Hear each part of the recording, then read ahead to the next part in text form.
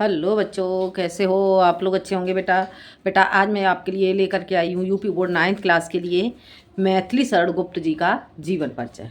ठीक है बेटा, तो आज हम जान लेते हैं मैथिली शरण गुप्त जी का जीवन परिचय। देखते हैं बेटा। मैथिली शरण गुप्त का जन्म सन 1886 ईस्वी में झांसी जिले के अंतर्गत चिरगांव नामक स्थान पर हुआ था। मैथिली शरण गुप्त जी का जन्म सन 1886 ईस्वी में झांसी जिले के अंतर्गत चिरगांव नामक स्थान पर हुआ था। इनके पिता सेठ रामचरण भगवान के भक्त थे। इनके पिता सेठ रामचरण भगवान के भक्त थे और काव्य प्रेमी भी थे। गुप्त जी को कविता लिखने की प्रेरणा उन्हीं से प्राप्त हुई। बचपन में गुप्त जी ने अपने पिता की कॉपी पर स्वरचित एक छप्पय लिख दिया, जिसे पढ़कर इनके पिताजी ने इन्हें आशीर्वाद दिया, तुम सफल सिद्ध कवि हो, तुम सफल सिद्ध कवि हो। पिता का यह आशीर्वाद राष्ट्र कवि के लिए भविष्य में सत्य ही सिद्ध हुआ। ठीक है, एक बार फिर से देख लेते हैं इतना। मैथिली शरण गुप्त जी का जन्म सन 1886 ईस्वी में झांसी जिले के अंतर्गत चिरगांव नामक स्थान पर हुआ था। इनके पिता का नाम क्या था? सेठ रामचरण। ठीक है, सेठ रामचरण जी भगवान के भक्त थे और काव्य प्रेमी भी थे। गुप्त जी को कविता लिखने की प्रेरणा अपने पिता से ही प्राप्त हुई। बचपन में गुप्त जी ने अपने पिता की कॉपी पर स्वरचित एक छप्पय लिख दिया, जिसे पढ़कर इनके पिताजी ने इन्हें आशीर्वाद दिया, तुम सफल सिद्ध कवि हो। पिता का यह आशीर्वाद राष्ट्र कवि के लिए भविष्य में सत्य ही सिद्ध हुआ। ठीक है बेटा, आगे देखते हैं।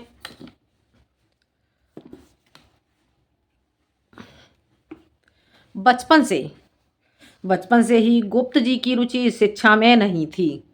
बचपन से ही गुप्त जी की रुचि शिक्षा में नहीं थी। प्राथमिक शिक्षा के बाद इन्हें अंग्रेजी के अध्ययन के लिए झांसी भेजा गया, परंतु ये वापस आ गए। इन्होंने घर पर रहकर ही ज्ञान प्राप्त किया और कुछ दिनों में ही काव्य रचना करने लगे।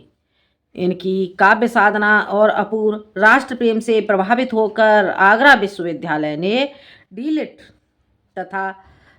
तथा हिंदी साहित्य सम्मेलन ने साहित्य वाचस्पति की उपाधि से विभूषित किया।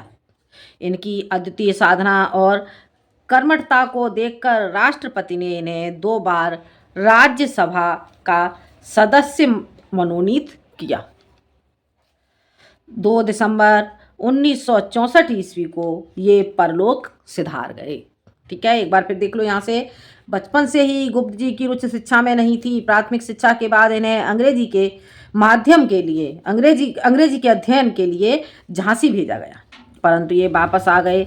इन्होंने घर पर रहकर ही ज्ञान प्राप्त किया और कुछ दिनों में ही काव्य रचना करने लगे।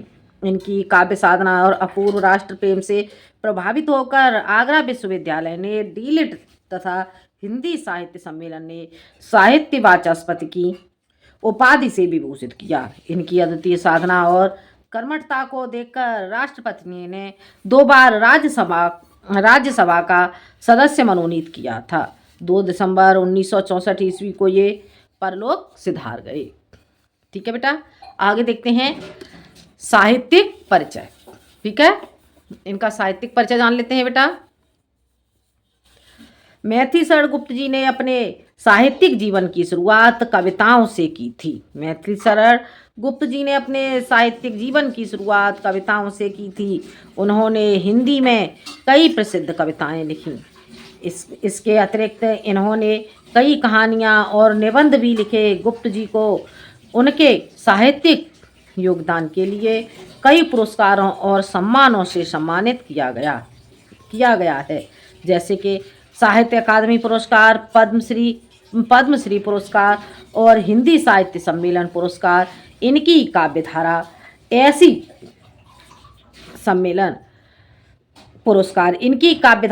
ऐसी प्रभावित हुई।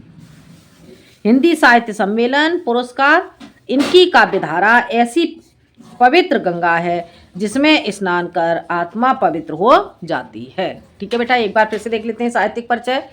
मैथिली शरण गुप्त जी ने अपने साहित्यिक जीवन की शुरुआत कविताओं से की थी। उन्होंने हिंदी में कई प्रसिद्ध कविताएं लिखीं।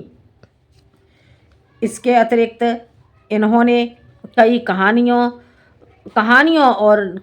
और निबंध भी लिखे। गुप्त जी को उनके साहित्यिक उनके साहित्यिक योगदान के लिए गुप्त जी को उनके साहित्यिक योगदान के लिए कई पुरस्कारों और सम्मानों से सम्मानित किया गया है, जैसे कि साहित्य अकादमी पुरस्कार, पद्मश्री पुरस्कार, हिंदी साहित्य सम्मेलन पुरस्कार आदि। इनकी काव्यधारा ऐसी पवित्र गंगा है जिसमें स्नान कर आत्मा पवित्र हो जाती है।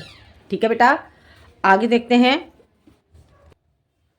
अब जान लेते हैं बेटा हम गुप्त जी की रचनाएं।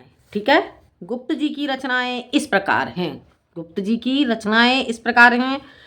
साकेत, यशोधरा, द्वापर, जयद्रथवध, जय भारत किसान, जय भारत किसान, पंचवटी, भारत भारती, सिद्धराज, अनंग, रंग में भंग, झंकार, हिंदू, वन, वैभव, नहुस, मौर्य, विजय, कुड़ाल गीत, हिडिंबा, स्वदेश संगीत, राजा प्रजा, पृथ्वीपुत्र, चंद्रहास आदि। ठीक है बेटा, एक बार फिर से देखते हैं इनकी रचनाएं। गुप्त जी की रचनाएं कौन कौन सी थी?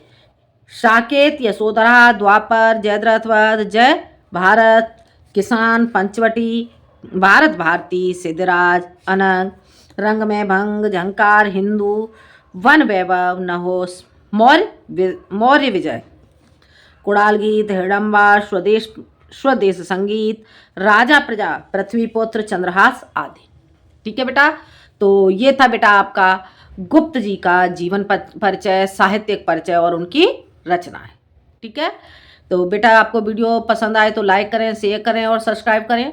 आज के लिए इतना ही। अगले वीडियो में मैं आती हूँ एक नए टॉपिक के साथ। जब तक के लिए धन्यवाद।